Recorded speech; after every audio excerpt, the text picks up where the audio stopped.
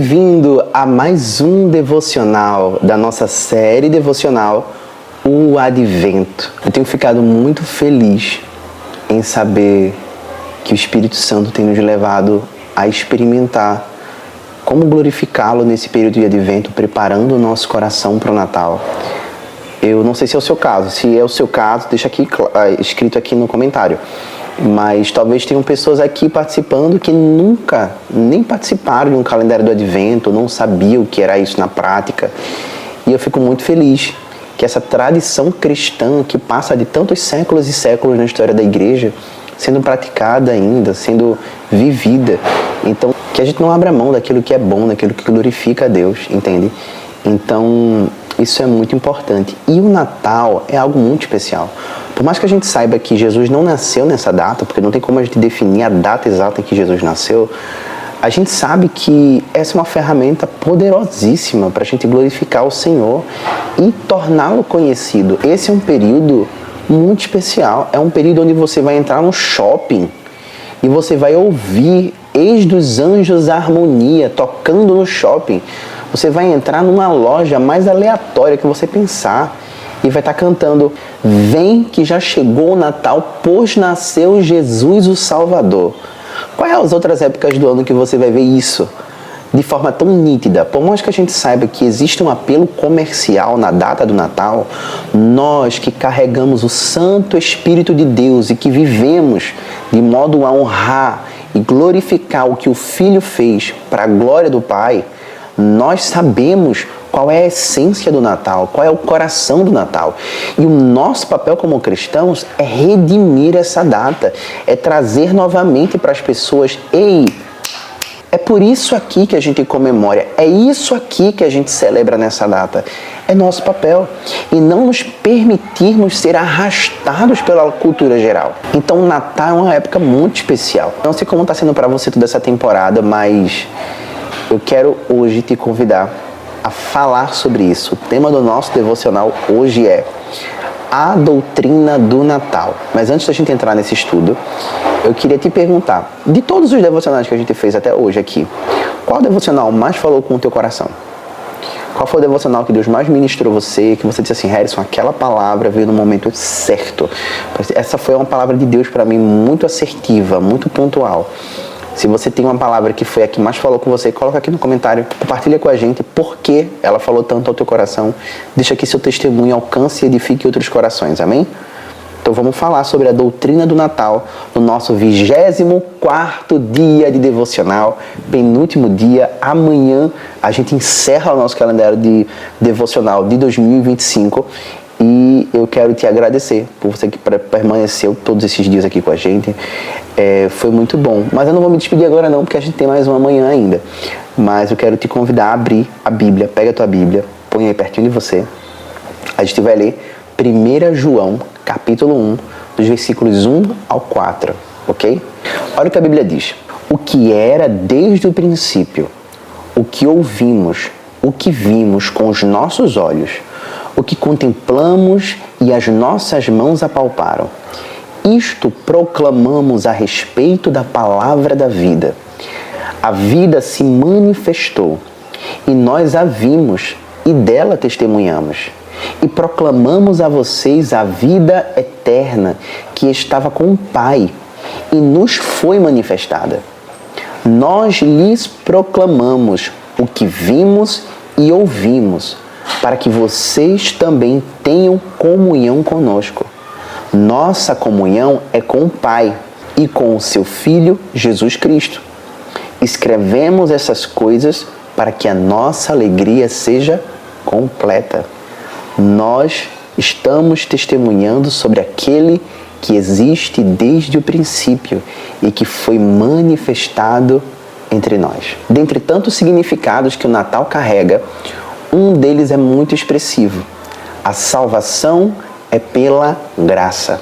É um favor imerecido de Deus que nos alcança. Observe como João ele vai explicar isso no Evangelho de João, capítulo 1. Ele vai chamar Jesus de o Verbo. Aquele que no princípio era o Verbo, e o Verbo estava com Deus, e o Verbo era Deus. Em 1 João ele é chamado de verbo da vida. Em seguida, no versículo 2 que a gente leu, Jesus é chamado de vida eterna. Olha só, João diz: a vida eterna que estava com o Pai e a nós foi manifestada.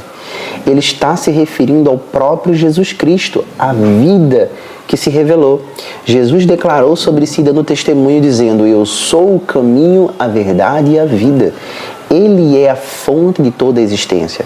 E como João declara, porque todas as coisas foram criadas por meio dele, sem ele, nada do que foi feito se faria. Então essa declaração sobre Cristo ser a vida é uma declaração surpreendente.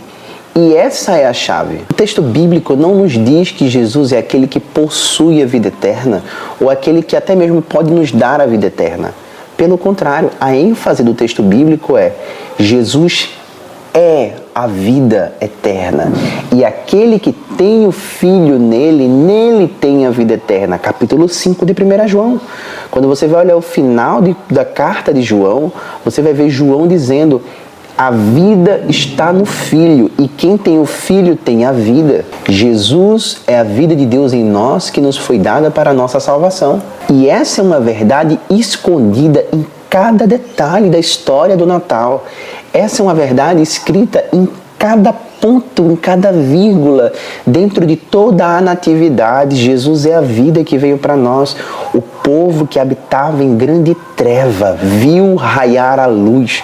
Jesus é essa luz, Jesus é a vida. Quando você vai estudar as demais religiões do mundo, toda religião aponta para a vida. A vida está nisso, a vida está naquilo, a vida está ali, a vida está lá. As religiões ao redor do mundo, as filosofias querem te apontar a vida a vida plena, a vida elevada. Jesus Cristo, sendo o próprio Deus encarnado, não aponta para a vida. Ele declara: eu sou a vida. Eu sou a revelação da vida de Deus disponível para vocês. E isso diferencia o cristianismo de todas as demais religiões. Jesus tem em si a vida, e quem não tem ele está em morte. Então, unir-se a Jesus em amor é tornar-se um só com ele, tendo essa verdade dentro de nós. E uma vez feito, ponto final. Não há nada a mais para ser conquistado, uma vez que ele te conquistou. Uma vez que ele te salvou, ele te formou. E hoje você pode confiar na verdade do Natal, que ele te ama e que ele veio para te salvar e te dar a vida eterna. Você é salvo somente pela graça, por meio da fé no Filho de Deus. E então obterá uma identidade humilde, destituída de orgulho, confiante e amada, porque é livre de inseguranças. Jesus te dá toda a segurança que você precisa para crer que você tem em si mesmo a vida eterna. Olha o que 1 João capítulo 5 vai dizer no versículo 4. O que é nascido de Deus vence o mundo, e esta é a vitória que vence o mundo, a nossa fé. A nossa fé é a segurança de vitória que vence o mundo. E quem é que vence o mundo? Somente aquele que crê que Jesus é o Filho de Deus. Este é aquele que veio. E quem é que vence o mundo? Olha o que o texto continua dizendo: somente aquele que crê que Jesus é o Filho de Deus. Você tem a segurança da vitória quando você crê em Jesus Cristo. E ainda nesse mesmo capítulo de 1 João, olha o que ele vai dizer no versículo 13. Escrevi-lhe estas coisas a vocês que creem no nome do Filho de Deus, para que vocês saibam que têm a vida eterna. Esta é a confiança que temos ao nos aproximarmos de Deus. Se pedirmos alguma coisa de acordo com a sua vontade, ele nos ouve e sabemos que temos o que dele pedimos. Jesus nos ouve e por meio da fé nós temos confiança de acesso ao Pai. Então hoje Jesus mais uma vez oferece a você perdão e restauração no dia em que você falhar.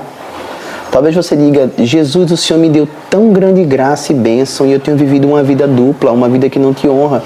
E talvez a mentira de Satanás nos teus ouvidos então, se é para viver assim, é melhor deixar Jesus, é melhor abandonar o Evangelho, é melhor sair da igreja. Isso é o que o inimigo quer. Porque ele quer que lá no fundo do seu coração você acredite que a tua salvação veio por merecimento.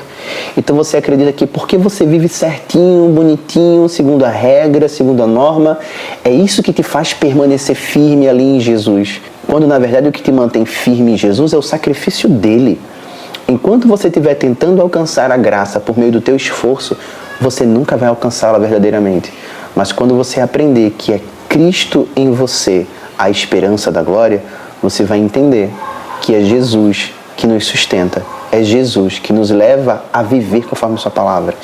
Então, não é que eu não vou viver a verdade de Deus, eu vou viver, mas não pelo meu esforço, mas porque Ele me alcançou.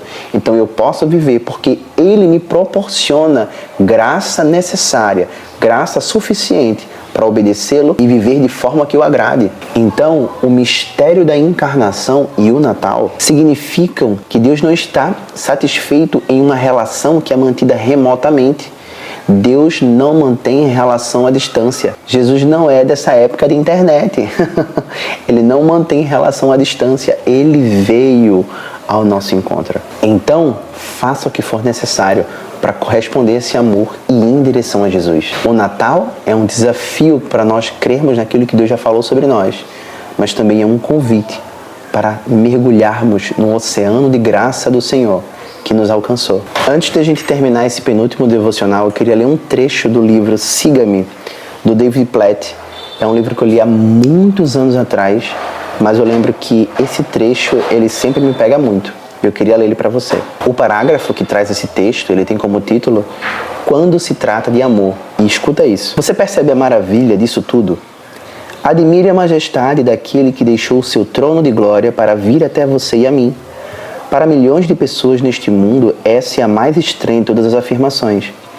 Um grupo de homens muçulmanos me disse certa vez no Oriente Médio: Deus não se rebaixaria para se tornar homem. Estávamos sentados em um restaurante durante o Ramadã, mês santo islâmico durante o qual os muçulmanos jejuam de dia. Estávamos jantando após o pôr do sol.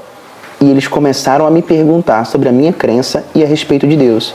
Em resposta, comecei a falar sobre Jesus. Quando lhes disse que Deus viera a nós na pessoa de Jesus, um dos homens, Rahil, me interrompeu e disse: Isso não é verdade. Deus jamais faria isso. Seu caráter é muito elevado. Respondi: Concordo que o caráter de Deus é muito elevado. E é exatamente por isso que ele veio ao mundo como homem. Não entendo, respondeu Rahil. Então eu lhe disse: Deixe-me contar uma história e em seguida fazer-lhe uma pergunta. Rahil consentiu e eu continuei. A história é sobre mim e uma garota. Eu amava aquela garota e queria me casar com ela. Então, quando chegou o momento de dizer o quanto eu a amava e pedi-la em casamento, você acha que eu mandei um amigo meu para passar essa mensagem no meu lugar? Rahil respondeu: Não, claro que não. Você é quem deve dizer que a ama e pedi-la em casamento. Eu disse: Exatamente. Eu deveria ir até ela e dizer-lhe pessoalmente, pois quando se trata de amor, a própria pessoa precisa ir, certo? Rahil respondeu: Sim, está certo. Respondi então: É assim que Deus nos mostra a grandeza de seu caráter. Afinal, Ele não enviou uma pessoa ou um profeta, uma mensagem ou um mensageiro para comunicar o seu amor por nós. Em vez disso, veio pessoalmente, pois quando se trata de amor, a própria pessoa precisa ir. Rahil se recostou na cadeira e sorriu.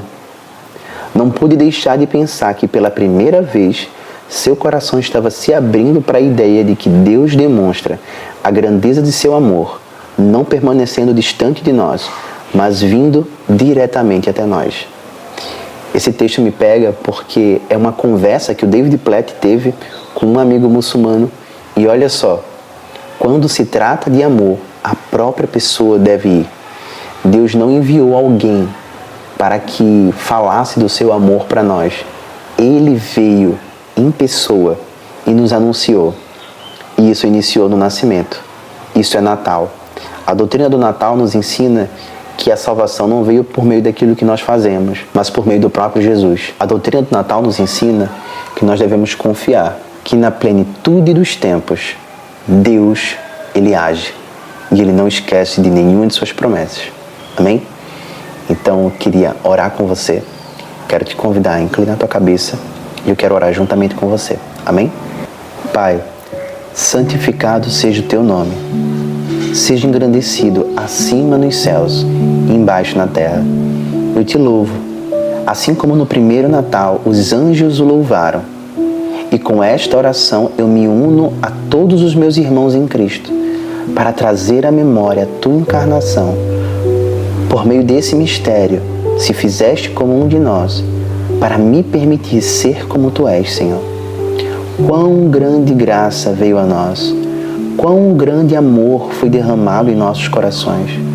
O Verbo se despiu da glória e se revestiu de carne, e hoje eu me esvazio da minha carnalidade e sou revestido da tua glória. Só posso agradecer-te, Senhor, em reverente submissão e em devoção por tamanha entrega. Muito obrigado, Jesus. Eu te louvo por teu amor. Obrigado, Jesus. Amém? Amém. Essa é a doutrina do Natal. Amanhã nós chegamos no nosso último dia de devocional. Estamos a um dia do Natal e o meu coração se alegra em Deus, meu Salvador. Vamos embora, que tá chegando o Natal, tá chegando, eu tô muito empolgado. Que Deus te abençoe e que você prepare seu coração para esse dia muito especial. Amém? Quero ouvir todos os testemunhos, viu? Que Deus te abençoe.